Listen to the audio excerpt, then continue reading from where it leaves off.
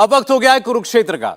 जिस दिन से मोदी सरकार ने एक देश एक चुनाव की बात की है, वन नेशन वन इलेक्शन की बात की है, तब से आप देख रहे हैं विपक्ष के जो बयान आ रहे हैं उसमें कहीं ना कहीं कोई अंदेशा, कोई खदशा, कोई तनाव दिखाई दे रहा है। विपक्ष के इंडिया अलायंस के नेता शुरुआत में इसे बस एक शगुफा बता रहे थे, लेकिन अब जब सरकार ने इस पर कमेटी बना दी है तो फिर और गंभीरता से इस पर विपक्ष को भी सोचना पड़ रहा है। पूर्व राष्ट्रपति रामनाथ कोविंद, गृहमंत्री अमित शाह, सीनियर लॉयर हरीश साल्वे जैसे दिग्गज इस कमेटी में शामिल हैं और इसके बाद यह बात साफ हो गई कि सरकार वन नेशन वन इलेक्शन को लेकर बिल्कुल सीरियस है।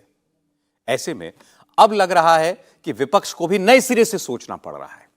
इंडिया अलायंस के नेता अब अलग अलग लॉजिक देकर जनता को वन नेशन वन इलेक्शन के नुकसान समझा रहे हैं, लोगों को बता रहे हैं कैसे यह देश के हित में नहीं है। 3 दिन से हर विपक्षी नेता की जुबान पर वन नेशन वन इलेक्शन का जिक्र है। बाकी कई मुद्दों पर भले ही विपक्ष की पार्टियां अलग अलग राय रखती हों, लेकिन इस वन नेशन वन इलेक्शन के मुद्दे पर विपक्ष के बीच बिल्कुल आम राय है कि इसका डटकर विरोध किया जाएगा और कर रहे हैं। आखिर वन नेशन वन इलेक्शन से विपक्ष को क्यों डर लग रहा है? क्या ऐसा है कि उन्हें लगता है अगर पूरे देश में एक साथ चुनाव हो जाएंगे तो मोदी और बीजेपी को बहुत बड़ा कोई फायदा हो जाएगा और उनको नुकसान? क्या सारे राज्यों के चुनाव और लोकसभा का चुनाव एक साथ हुआ तो मोदी चुनाव क्लीन स्वीप कर जाएंगे? आज कुरुक्षेत्र में इस पर हम बात करेंगे। हमारे साथ कई मेहमान जुड़ने जा रहे हैं, लेकिन पहले आज आपको हम दिखाना चाहते हैं कि विपक्ष इस पर क्या क्या बोला। खासकर अरविंद केजरीवाल का चूंकि बयान अब से कुछ देर पहले आया, उनकी बात जरा सुनिए। वो कहते हैं वन नेशन वन इलेक्शन नहीं, हम तो चाहते हैं वन नेशन 20 इलेक्शन। 9 साल देश के प्रधानमंत्री रहने के बाद मोदी जी किस चीज पे वोट मांग रहे हैं? One nation one election. अरे हमको क्या लेना देना तुम्हारा one election, 10 election, 12 election, 20 election, one nation, 1000 election. आपको कुछ मिलेगा भाई साहब? मैंने बहुत सोचा ये one nation one election Modi ji क्यों कह रहे हैं। सोचने पे पता चला कि असलियत क्या है। एक चीज बताओ, 5 साल में नेता कब आपके अंडर में आता है?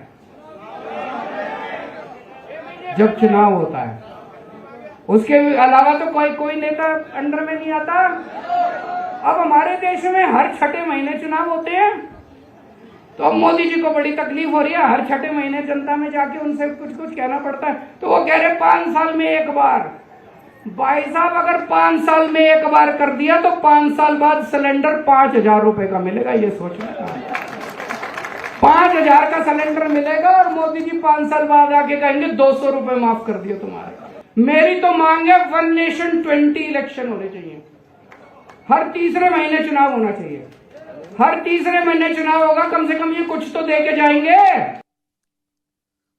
अरविंद केजरीवाल ने इसको बिल्कुल ही नया एंगल दे दिया। खैर, कांग्रेस पार्टी ने भी वन नेशन वन इलेक्शन का विरोध किया है और उन्होंने संविधान की बात की। कांग्रेस पार्टी के नेता जयराम रमेश ने कहा कि वन नेशन वन इलेक्शन के लिए संविधान बदलना पड़ेगा और संविधान बदलने के लिए आम राय जरूरी है। जयराम रमेश ने इस इशू पर बनाई गई कमेटी पर भी सवाल उठाए और उन्होंने कहा कि जब सरकार ने पहले ही यह तय कर लिया है कि वन नेशन वन इलेक्शन कराना ही है, तो फिर इस कमेटी बनाने का फायदा क्या है? वन नेशन वन इलेक्शन, एक देश एक चुनाव असंभव है बिना संविधान संशोधन के। बिना संविधान का संशोधन होना जरूरी है। संविधान संशोधन के लिए आम सहमति की जरूरत बनती है। हमारा विचार बिल्कुल साफ है। कांग्रेस अध्यक्ष और पूर्व कांग्रेस अध्यक्ष ने साफ कहा है कि ये संघीय ढांचा पर एक भयंकर आक्रमण है और समिति का टर्म्स ऑफ रेफरेंस अगर आप देखें तो इन्होंने पहले ही तय कर लिया है कि वन नेशन वन इलेक्शन होना है जरूरी। तो ये अजीब सा समिति है कि पहले ही समिति को आपने कह दिया है नतीजा क्या होगा और आप समिति को टर्म्स ऑफ रेफरेंस दे रहे हैं। मेहमान हमारे साथ जुड़े हैं अजय आलोक साहब, भारतीय जनता पार्टी से। अजय आलोक जी, स्वागत है आपका। अरविंद वाजपेयी जी एलजेपी रामविलास पार्टी से हमारे साथ हैं। वाजपेयी साहब, स्वागत है। एडवोकेट महिमा सिंह जी कांग्रेस पार्टी से हमारी गेस्ट हैं आज, बहुत स्वागत है महिमा जी आपका। संजीव झा जी आम आदमी पार्टी से हमारे साथ हैं, हम संजीव जी स्वागत है। और आशुतोष वर्मा जी समाजवादी पार्टी से जुड़ने जा रहे हैं हमारे साथ। आपने कांग्रेस पार्टी की, आम आदमी पार्टी की राय तो अभी इस विषय पर सुन ली। आज का हमारा विषय यही है कि ये वन नेशन वन इलेक्शन देश के हित में अगर है, जैसा बीजेपी बता रही है, तो फिर इस पर बाकी पार्टियां सहमत क्यों नहीं है? बाकी पार्टियों को क्या वन नेशन वन इलेक्शन से कोई खतरा दिखाई देता है? अगर है तो वो क्या खतरा है? या भारतीय जनता पार्टी इसका कोई फायदा उठाना चाहती है, जैसा कि अरविंद केजरीवाल कह रहे थे, अजय आलोक साहब, कि भाई अभी तो चुनाव में जाना पड़ता है तो थोड़ी मनमानी कम कर पाते हैं, वरना तो 5,000 रुपए का सिलेंडर और 1,500 रुपए किलो टमाटर बिके। अब चुनाव है इसीलिए तो मोदी जी को गैस के दाम कम करने पड़े ना। चुनाव नहीं होते राज्यों में तो फिर चलने देते जैसे चल रही है। देखिए, ऐसा है ना सौरभ जी कि अरविंद केजरीवाल दिन ब दिन बदहवासी के शिकार होते जा रहे हैं। एक रोड आईआईटीएन हैं, इतने पढ़े लिखे हैं, इंटेलिजेंट हैं, पढ़े लिखे को ही राज्य चलाना चाहिए, ऐसे ऐसे कमेंट देते हैं। ऐसे ही बाहर आप निकलिए नोएडा स्टूडियो पे, अपने नोएडा स्टूडियो के बाहर निकलिए, मैं पूछता हूँ, दावे के साथ कहता हूँ, एक आम आदमी रोड पे चलता हुआ पूछिए कि क्या एक देश में एक चुनाव होना चाहिए या बार बार चुनाव होना चाहिए, वो पलट के बोलेगा कि एक ही बार चुनाव होना चाहिए। ये एक आम धारणा देश की जनमानस की है, लेकिन ये केजरीवाल और कांग्रेस को समझ में नहीं आएगा। उनको संघीय ढांचा और पता नहीं कॉन्स्टिट्यूशन चेंज, अभी तक तो समिति बनी है तो पहले समिति में शामिल हो रहे थे। पहले बयान दिया अधीर रंजन चौधरी जी ने कि भाई हम समिति में, मैंने सोचा था मैं सुझाव दूंगा, ये दूंगा, वो दूंगा, फिर अचानक क्या हुआ भाई, समिति से मैं नहीं जाऊंगा समिति में। गांधी परिवार का फरमान आया, गांधी परिवार का बजा नहीं है, जो गांधी कहे वही सही। तो 1967 तक जब Nehru one nation one election करवा रहे थे और ये प्रावधान था, तो इसका मतलब नेहरू गलत थे तब। अपने तर्कों को अपने ही तर्कों से काटना कोई कांग्रेस पार्टी अरविंद केजरीवाल जैसे लोगों से सीखे। अरे भाई, इस पे एक चर्चा है, एक विमर्श है, देश चाहता है कि नहीं, देश का भला होगा कि नहीं। एक नॉर्मल आदमी, रोड चलता आदमी कहता है देश का भला होगा, और आपको इसमें राजनीति दिख रही है। अरे ये एक एक करके बात करते हैं कांग्रेस पार्टी की बात। आप कांग्रेस पार्टी की तरफ से आज जितने बयान आया, और मल्लिकार्जुन खड़गे साहब जो उनके अध्यक्ष उन्होंने कहा, उनका कहना है पहले तो ये कमेटी जो आपने बनाई है जिसमें अधीर रंजन चौधरी जी को जगह दी गई थी, ये कमेटी क्या करेगी ये तो पहले ही तय है। मतलब इसका जो निष्कर्ष निकलना है वो पहले ही तय है। इस कमेटी को ये नहीं बताना है कि वन नेशन वन इलेक्शन लागू हो या ना हो, इस कमेटी को ये बताना है कि वन नेशन वन इलेक्शन कैसे लागू हो। तो जब आप पहले ही निष्कर्ष पर पहुंचे तो कमेटी में शामिल होकर फायदा क्या? एक बात, अभी आपने कहा कि 67 तक ये चुनाव प्रक्रिया हमारे देश में थी। खड़गे साहब ने इस पर ट्विटर पर, एक्स पर अपना जवाब लिखा है। उन्होंने कहा उस वक्त तक ना तो हमारे देश में इतने राज्य थे, ना हमारी इतनी आबादी थी, ना इतनी पंचायतों में चुनाव होते थे जितने आज होते हैं। देश का अगर आधुनिकीकरण होता है, अगर हम पंचायतों में और राज्यों को राज्य बढ़ाते गए, अगर हम बड़े बड़े राज्य को छोटा करके नए राज्य बनाते गए, पंचायती राज व्यवस्था लागू की, तो क्या इसको आप लोकतंत्र का आधुनिकीकरण नहीं मानेंगे? और क्या इससे हमारे देश को फायदा नहीं हुआ? ये कांग्रेस पार्टी के समय में भी हुआ, भारतीय जनता पार्टी के समय में हुआ कि नए नए राज्य बने, पंचायती त्रिस्तरीय पंचायत की व्यवस्था की गई, चुनाव की व्यवस्था की गई, तो क्या इससे देश को फायदा नहीं हुआ? तो उसी तरह अगर लोकतंत्र के आधुनिकीकरण के लिए, नए बढ़ते भारत के लिए अगर एक कॉन्सेप्ट आता है वन नेशन वन इलेक्शन, जिससे लगभग 1 लाख करोड़ रुपए की बचत हो सकती है, तो ये करना नहीं चाहिए। जरा किसी आम भारतीय से पूछ लीजिए। लेकिन बाकी पढ़े लिखे लोग जो हैं, सो कॉल आईआईटी रिटर्न हैं, उनको एक साल में 20-20 चुनाव चाहिए। ये तो मतलब अजीब बात हो गई ना। तो इसको बदहवासी नहीं कहूंगा तो क्या कहूंगा? आपने कहा कि वन नेशन वन इलेक्शन कराने से 1 लाख करोड़ रुपए का फायदा गठबंधन कैसे होगा? कल खड़गे साहब कह रहे हैं कि 14 से लेकर के 19 तक जितने टोटल चुनाव हुए, लोकसभा चुनाव 19 का शामिल करके 5,500 करोड़ रुपए उसकी कॉस्ट है। बहरहाल चलिए, इसमें हम लोग नहीं पढ़ते हैं। आज हम पॉलिटिकल बात करते हैं कि इससे आपको क्या फायदा हो सकता है। क्या बीजेपी इसमें केवल शुद्ध चुनावी फायदा देख रही है, या इसके पीछे कोई विजन है जो आपको इस दिशा में आगे बढ़ा रहा है? और कांग्रेस पार्टी अगर कह रही है कि हम इसके खिलाफ खड़े हैं, भाई तो ये एक सैद्धांतिक उनका विरोध है कि ये संघीय ढांचे के खिलाफ है, या ये संविधान पर हमला है, जैसा कि खड़गे साहब ने और बाकी लोगों ने, राहुल गांधी जी ने भी कहा, या चुनावों में किसी बात का डर लगता है? महिमा जी। जय हिंद। सौरभ जी, देखिए अभी अभी एक बहुत बड़ा झूठ भाजपा के प्रवक्ता ने बोला। वैसे मैं बात किसी और बात से शुरू करने वाली थी, लेकिन अभी जो इन्होंने कहा कि लाखों करोड़ों की बात, और शुक्रिया आपका, आपने एकदम से खड़गे जी का वो बयान बताया। और तथ्य ये कहते हैं कि 2014 से लेके 19 तक जो कुल मिलाकर खर्चा हुआ है चुनावों पर, वो 5500 करोड़ रुपए है, जो भारत सरकार का पूरा बजट होता है, जो निमित्त होता है, उसका एक छोटा सा हिस्सा मात्र है।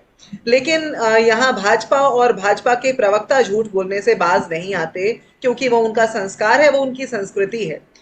भाजपा, आप यदि देखिए जब से वो सत्ता में आए हैं और आज तक, न सिर्फ भारत के संघीय ढांचे को न वो मानते हैं, बल्कि उसको तार तार करके उसको धूमिल करने में लगे हुए हैं निरंतर।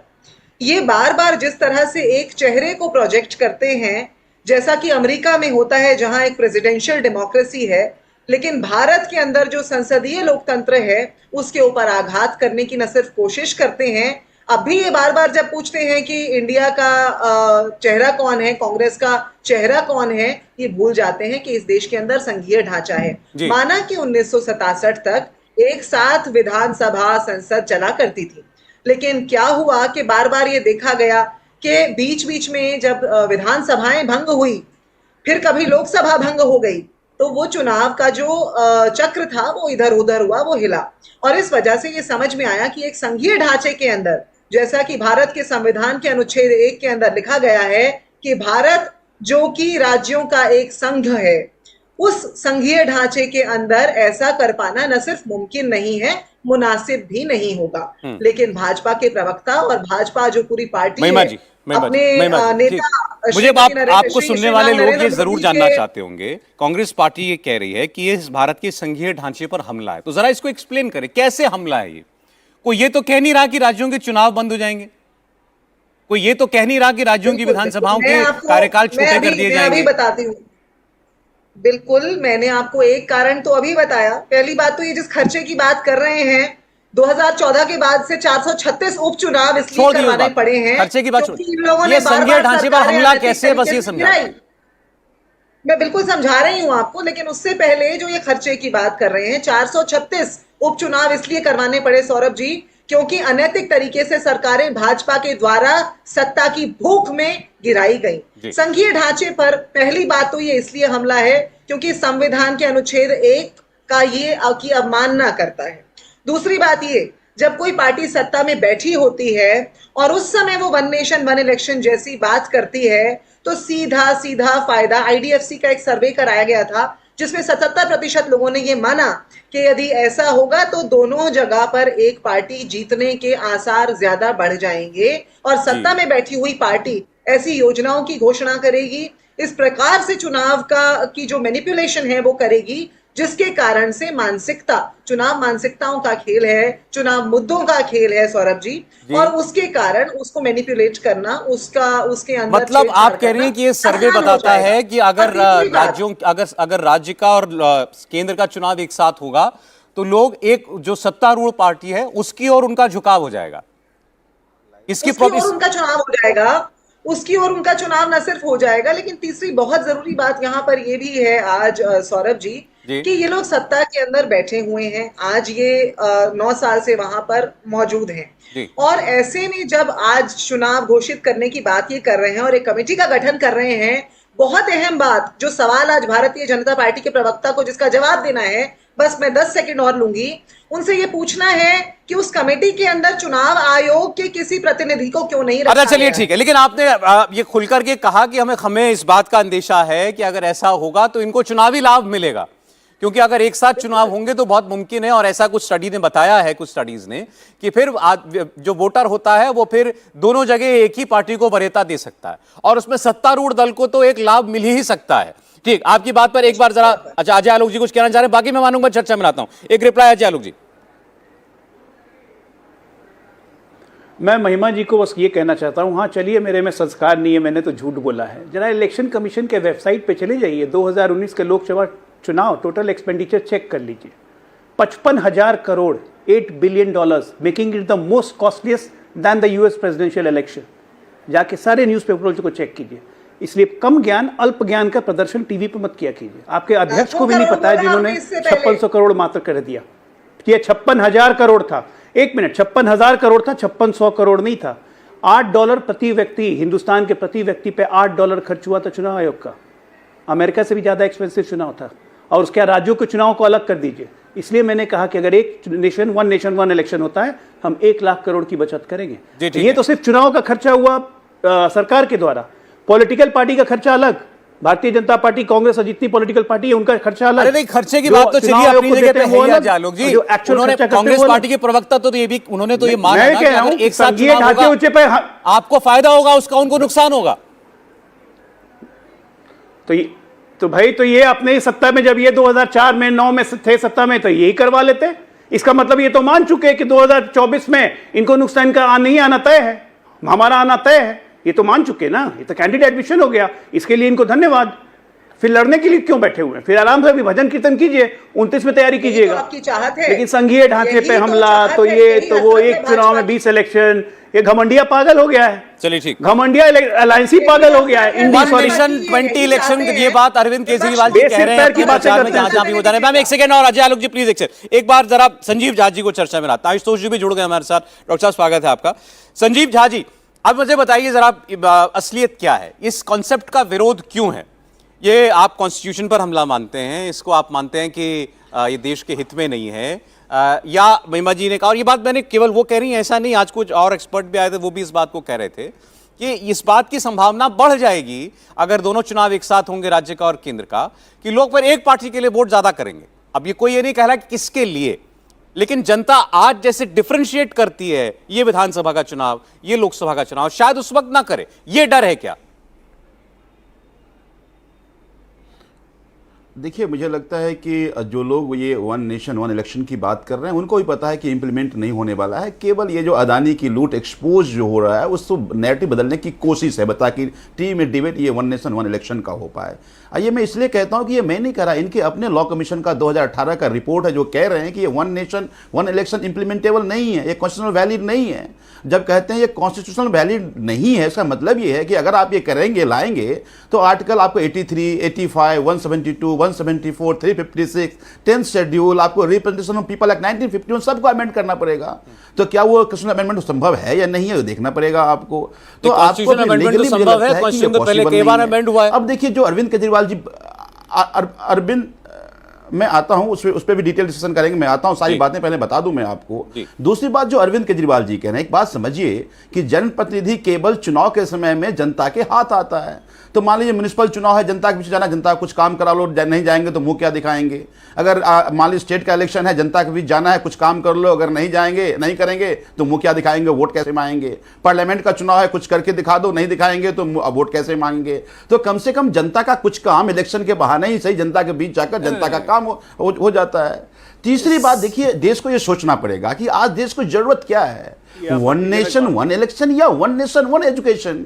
आज इस देश की ये अदानी के बच्चे, अंबानी के बच्चे और झुग्गी में रहने वाले लोगों के बच्चों की एक तरह की शिक्षा की जरूरत है, या वन नेशन वन इलेक्शन की आप डिबेट फैला रहे हैं। आज देश को जरूरत है वन नेशन वन ट्रीटमेंट। अगर एक देश में एक ही अदानी के बच्चे को जो इलाज हो, अदानी परिवार के लोगों का इलाज हो, वो झुग्गी में रहने वाले बच्चों की भी हो, वो तो आप कर नहीं पाए। एक नया डिबेट लेकर के आ रहे हैं। फिर कमिटी की बात आप देखिए कि कमिटी में एक्स प्रेसिडेंट को ले आए ये। अब एक बात समझिए कि एक्स प्रेसिडेंट आप कह रहे हैं कि रिपोर्ट तैयार करेगा, इस रिपोर्ट को रिव्यू कौन करेगा? लॉ सेक्रेटरी करेगा रिव्यू। यानी आज प्रेसिडेंट लॉ सेक्रेटरी के नीचे आ गया। आपने सारी बातें एक ही बार में कह दी, मुझे लगा था एक एक करके विषय पर बात करेंगे। चलिए ठीक है, पहले आपकी बात पर बात कर लेते हैं। आपने कहा कि भाई जो नेता होता है वो जनता के हाथ तभी आता है जब चुनाव होते हैं। सर अब ये थोड़ा आफ्टर थॉट सा लग रहा है। हमारे आज भी राज्यों के जब चुनाव होते हैं, उन राज्यों के चुनाव में लोग अपने तमाम घोषणाएं करते हैं, हम ये कर देंगे, हम वो कर देंगे। अभी भी चुनाव में हम लोग देख ही रहे हैं ये सब। तो ये तो जब चुनाव होगा हर बार ये किया जाएगा। हाँ नहीं, बिल्कुल नहीं। मैं उसके बाद कहता हूं कि आज चुनाव के पहले लोग जनता के बीच में सभी पॉलिटिकल पार्टियां जाती हैं। वो वादों को पूरा करने की कोशिश करती है, सरकारें कोशिश करती है। अभी देखिए ना, अगर 5 साल बाद चुनाव होगा तो जैसा अरविंद केजरीवाल जी ने कहा कि 5,000 रुपए गैस कर दो और फिर 500 रुपए कम कर दो और बाही ले लो। तो ये जो मुझे लगता है कि देश में 5,000 रुपए का सिलेंडर हो जाएगा, जनता के बीच दिखे और नहीं, कोई ऐसे ही कर देगा और जनता बस देखती रह जाएगी। अब ये तो खामखाली वाली बात है सर, प्लीज। नहीं, ऐसा नहीं होता। अब ये रैली में तो कहीं बात कही जा सकती है, लेकिन डिबेट में तार्किक तौर पर अपनी बात रखने आप 5,000 रुपए का सिलेंडर हो जाएगा और ऐसे हो जाएगा। एक बार जरा वाजपेयी साहब हमारे साथ, अरविंद वाजपेयी जी, आपकी बात पर रिएक्शन लेना। अरविंद केजरीवाल कह रहे हैं, एक चीज बताइए, 20 चुनाव होना चाहिए। बताइए सौरभ कि 400 का सिलेंडर 1200 ऐसे तो नहीं हुआ ना।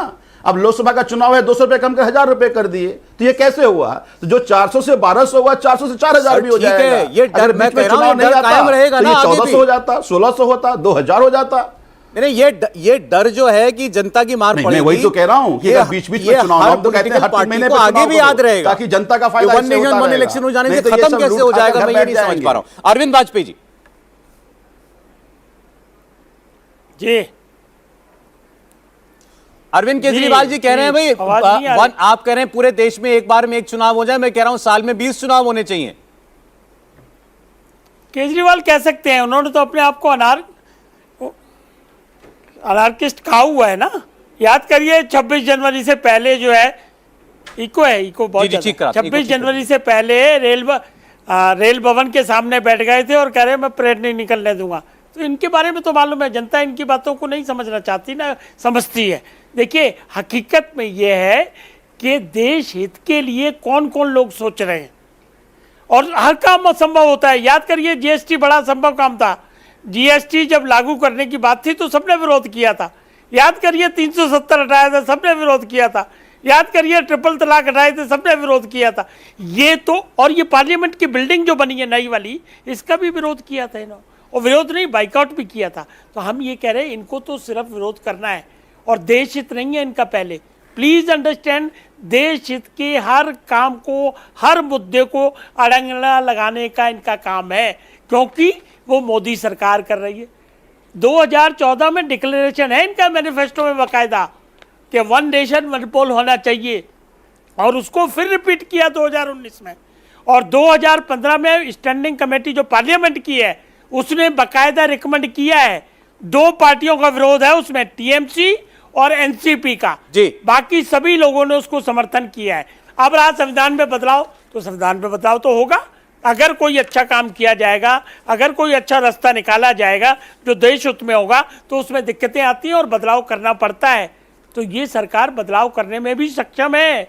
अभी ये दिल्ली बिल वाला, ये तो देखा है इन्होंने, आप वालों ने, हुआ ना बदलाव के नहीं हुआ। अच्छा जी, ठीक तो है। बदलाव से चिंता नहीं करनी है, लेकिन टारगेट ठीक होना चाहिए। चलिए, एक ब्रेक के लिए मुझे रुकना पड़ेगा डॉक्टर आशुतोष, मैं उसके ब्रेक के बाद आपके पास आ पाऊंगा।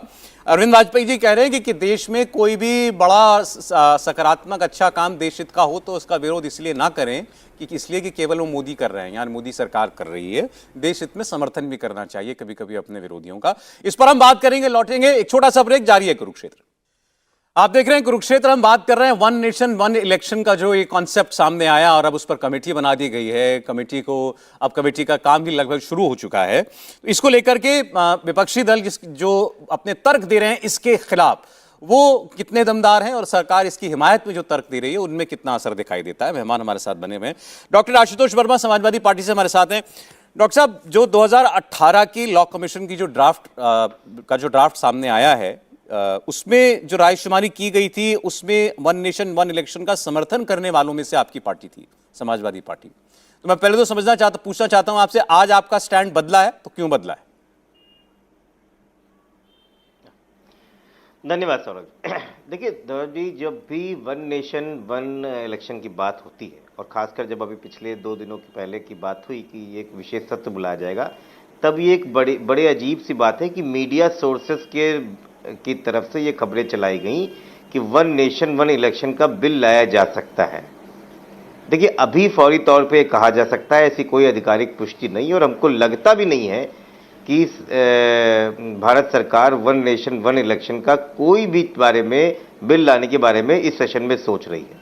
ये बिल्कुल सही बात है। ये सिर्फ मुद्दों को भटकाने के लिए एक शिवुका, जो जब तक यहाँ पर G20 चलता रहे तब तक विपक्षी पार्टी इसमें घूमती रही और इसमें जो है डेविएट हो जाए अपने उस रास्ते से, और इससे ज़्यादा कुछ है नहीं। लगे हाथ उन्होंने कमेटी बना दी, लगे हाथ उन्होंने काम कर दिया, लेकिन उसका अंतर्गतता कुछ होना नहीं है। देखिए जब भी वन नेशन वन इलेक्शन की बात होती है, आज की बात तो है नहीं, सन 1983 में इलेक्शन कमीशन ऑफ इंडिया ने कहा कि भाई इस पर बात होनी चाहिए। फिर लगातार बात चलती रही, कई बार ऐसा हुआ लॉ कमीशन की बात कही, जो पिछले लॉ कमीशन ने उसने कहा कि भाई ये चीज़ें हो सकती हैं, इस पर पब्लिक की राय लेनी चाहिए। तो हम किन किन 4 चीज़ों पर बात करते हैं। एक वित्तीय लागत, अभी भारतीय जनता पार्टी के प्रवक्ता बोल रहे थे।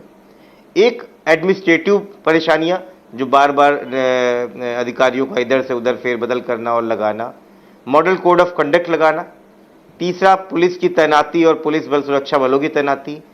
चौथा इंपॉर्टेंट चीज है कि जो राजनीतिक पार्टी खासकर क्षेत्रीय दल उनके अभियान और उनके प्रोग्राम का लागत उन पर लग जाना, एक्सेस बर्डन आता है। और पांचवा एक बहुत बड़ी चीज है कि क्षेत्रीय दलों को समान अवसर ना मिल पाना।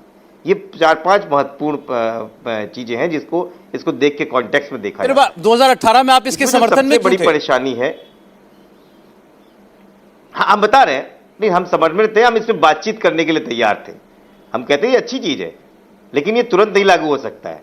इसको लागू करने के लिए कई तरीके हैं, संघीय समस्याएं हैं, हम उसके बारे में डिस्कस करना चाहते हैं और हम आज भी डिस्कस करना चाहते हैं। हम ओपन टू फोरम है, बिल्कुल ओपन टू फोरम है इसके। हम इसके विरोध में नहीं है, हम इसके तुरंत सीधे सीधे पक्ष में नहीं है।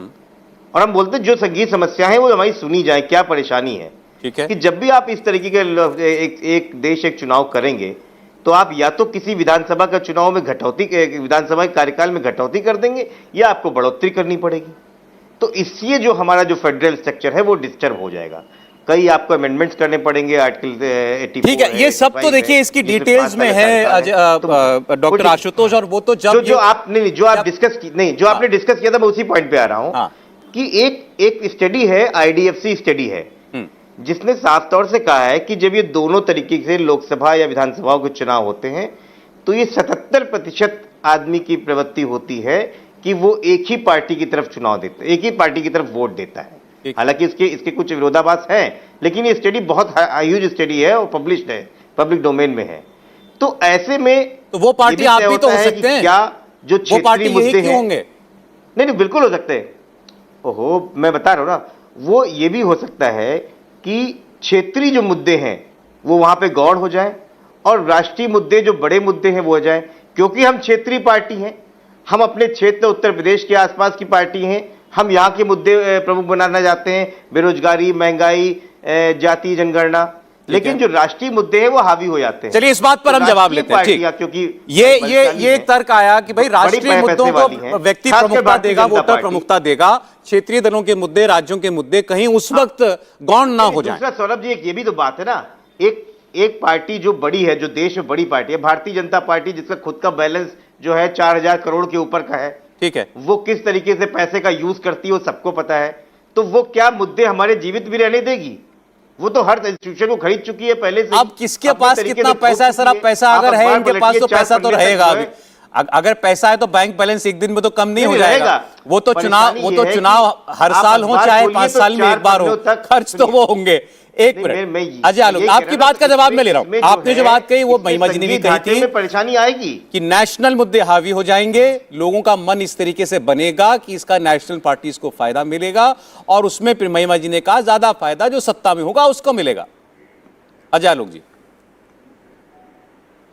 देखिए मैं तमाम बातों का एक एक करके जवाब देता हूं। सबसे पहले अरविंद केजरीवाल जी की पार्टी की सोच देखिए कितनी विकृत है कि चुनाव में नेता कब पकड़ में आता है। अरविंद केजरीवाल ने कहा चुनाव में नेता कब पकड़ में आता है चुनाव में, मतलब इनका कहने का मतलब है चुनाव जीतने के बाद जितने नेताएं गायब हो जाते हैं, 5 साल जनता से कोई मतलब नहीं रखते हैं, सरकारें गायब हो जाती हैं, जनता का काम नहीं करती हैं, सिर्फ चुनाव के लिए काम करती हैं।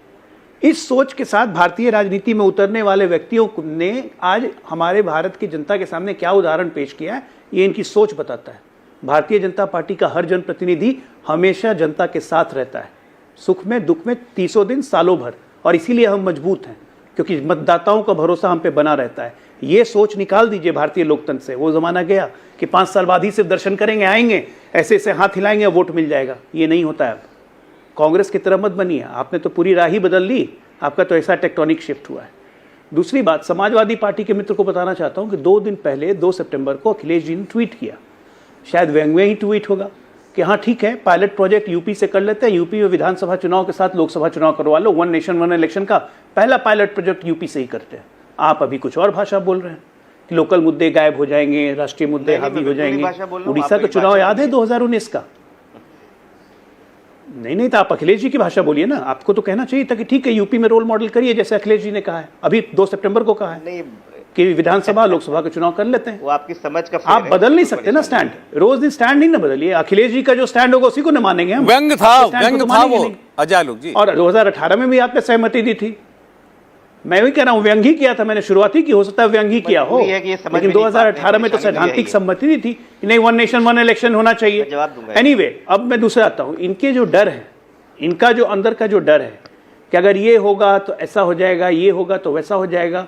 अरे हो जाएगा, राष्ट्रहित होगा या नहीं, इस पर कोई जवाब नहीं देता है। कहते हैं लोकल मुद्दे गायब हो जाएंगे, राष्ट्रीय पार्टी को फायदा हो जाएगा, जो सत्ता में उसको फायदा हो जाएगा। क्यों? सत्ता में जो आता है परमानेंटली आ जाता है क्या? सत्ता परिवर्तन नहीं होता है। मतलब आप मान के चल रहे हैं कि मोदी सरकार अब आ गई है, अब 50 साल तक या 100 साल तक मोदी सरकार जाने वाली नहीं है, भारतीय जनता पार्टी जाने वाली नहीं है। तो क्या सोच हो गई है? जीवंत लोकतंत्र के प्रति ये भावना, मतलब ये अपने आप में दिखाती है कि आप लोग का लोकतंत्र में भरोसा उठ गया। इतना ज्यादा मोदी जी से डरे हुए हैं, भारतीय जनता पार्टी से डरे हुए हैं। अरे ये तो सब पे अप्लाई होता है ना, ऐसा थोड़ी ना है कि हम शाश्वत बन के बैठे हुए हैं कि हम कभी हटेंगे नहीं। जब काम नहीं करेंगे तो हटेंगे, जब काम करते रहेंगे, जनता की उम्मीदों पर खड़ा उतरेंगे तो जनता हमें समर्थन देगी। तो उससे डरना कैसा? लोग आपके काम को ही देख के आपको हटा के हम लोग को लाए ना।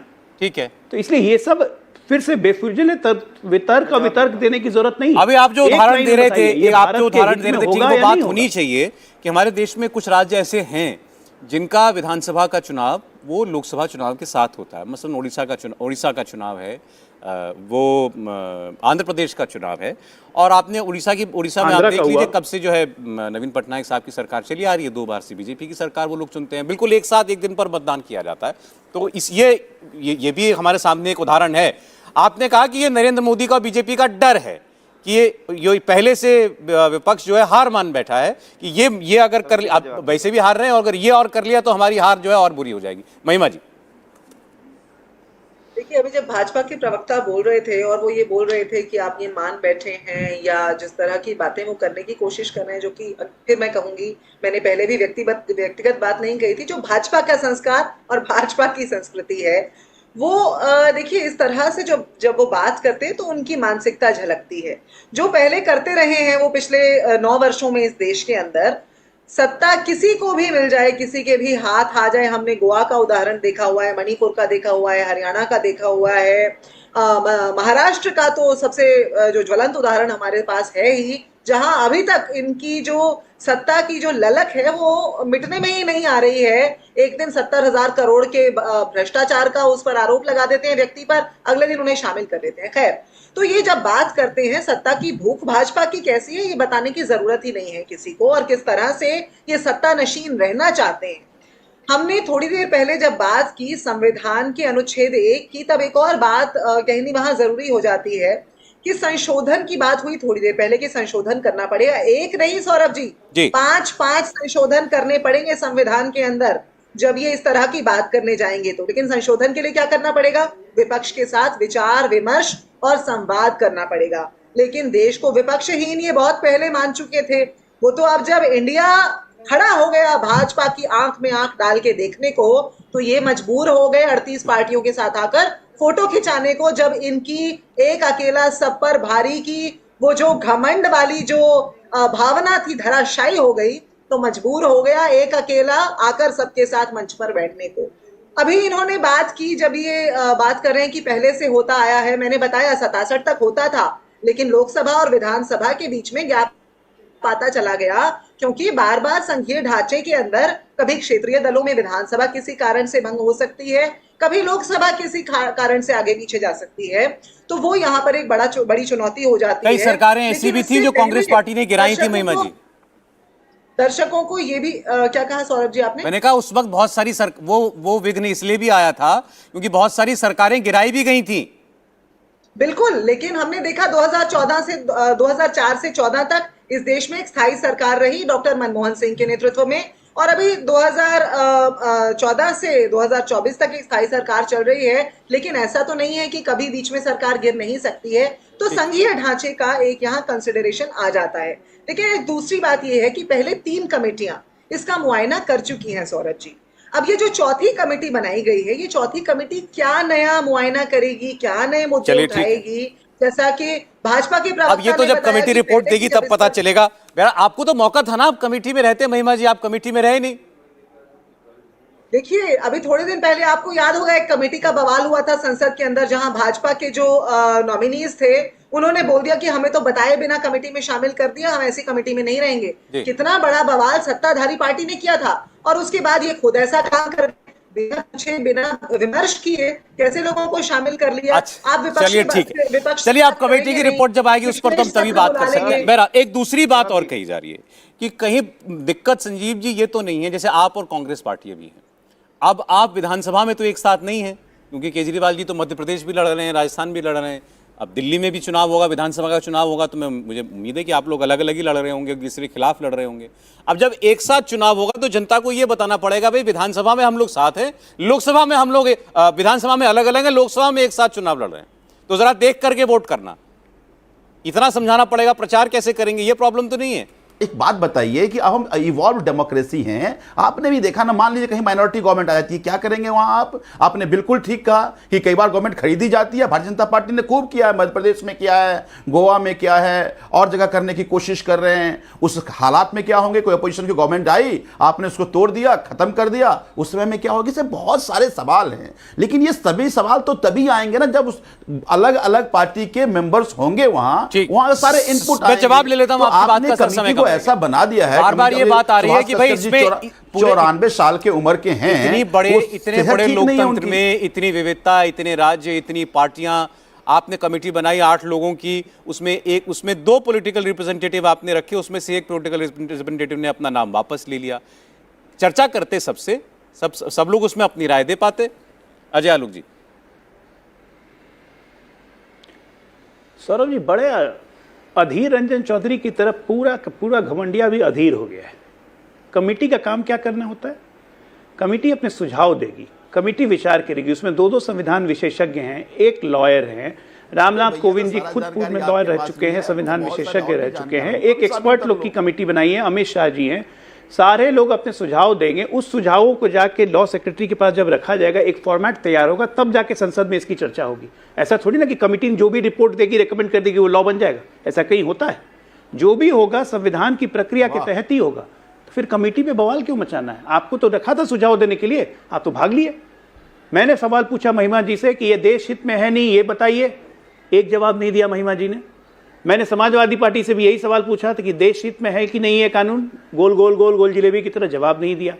भाई भाग आप रहे हैं, संविधान संशोधन करना पड़ेगा, 5वां संशोधन करना पड़ेगा।